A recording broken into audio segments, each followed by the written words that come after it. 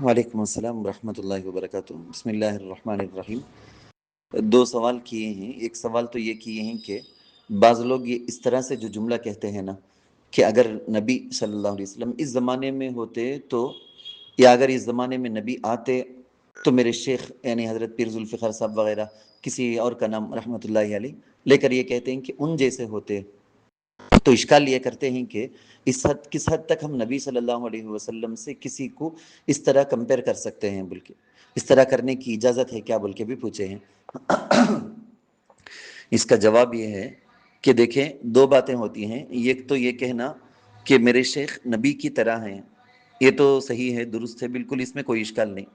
لیکن یہ کہنا کہ اگر نبی آتے، نبی ہوتے تو اسی طرح ہوتے، یہ ذرا حد سے بھی آگے بڑھنے والا جملہ ہے۔ اگرچہ کہ اس کا صحیح مطلب بھی ایک ہے، لیکن ایک غلط مطلب بھی نکل سکتا ہے کہ نبی صلی اللہ علیہ وسلم کی عظمت کو بتانے کے لیے کسی بزرگ کی عظمت کو آدمی بول رہا ہے، تو یہ اس طرح سے اچھا نہیں۔ حالانکہ اس کا یہی مطلب ہے کہ یہ بزرگ اس مقام کو پہنچے نبی صلی اللہ علیہ وسلم کی اتباعی کی وجہ سے، ہو بہو ان کے اندر نبی ہی کے چال ڈھال، پہننا اوڑھنا سارا کا سارا ہے، بلکہ ایک اچھا مطلب بھی آتا، لیکن اس میں ایک خراب مطلب بھی نکلنے کی وجہ سے ایسا بولنے کی اجازت نہیں ہے۔ بات سمجھ میں آ گئی ہوگی۔ اس میں دو طرح کا مطلب بھی نکلتا ہے۔ اب ہمارے جو مشائخ ہوتے ہیں ان میں کہ اکثر کے بارے میں یہی پڑھا گیا، سنا گیا کہ ایک ایک چیز کو بھی وہ سنت کے مطابق کرنے کی کوشش کرتے ہیں۔ نبی صلی اللہ علیہ وسلم کی سنت کو فالو کرنا، ہو بہو میری اپنی ساری چیزوں میں نبی کے نقش قدم پر رہنا بول کے کوشش کرتے۔ تو اس کو دیکھ کر، سیرت کو سن کر کوئی آدمی یہ کہتا، فرط محبت میں اپنے شیخ کی محبت میں کہتا، ہمارے شیخ کو دیکھے تو معلوم ہو جاتا کہ نبی کیسا رکھو رہیں گے، آج بھی اگر نبی آئے تو ایسے رہیں گے، کیونکہ ہمارے شیخ ان کے جیسا رہتے تھے، سو بول کے یہ معنی، یہ صحیح معنی کے اعتبار سے ہوتا۔ دوسرا ایک سوال یہ کرے ہیں کہ ہم کس حد تک اپنے ہم بیعت کے کیے ہوئے حضرات کی خدمت اور اطلاعات کر سکتے ہیں۔ دیکھیے، بیعت کسی شیخ سے کر لیے تو شیخ کے پاس اپنے احوال بتا کر اپنے آپ کو درست کرنا۔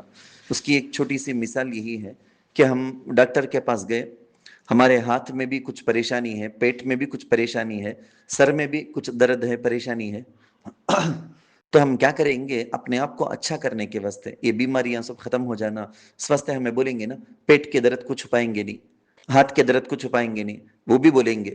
گئے تھے اصل میں سر کے درد کے بارے میں بولنے، لیکن وہ بھی بولیں گے۔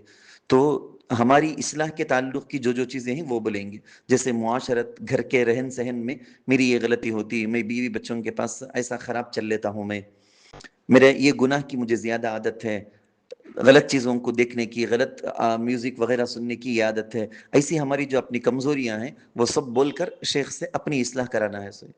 گناہ کے اعتبار سے، روحانی اعتبار سے ہم اپنے آپ کو ان گناہوں سے بچانا ہے، اور یہ شیخ ہمارے روحانی ڈاکٹر ہی ہیں۔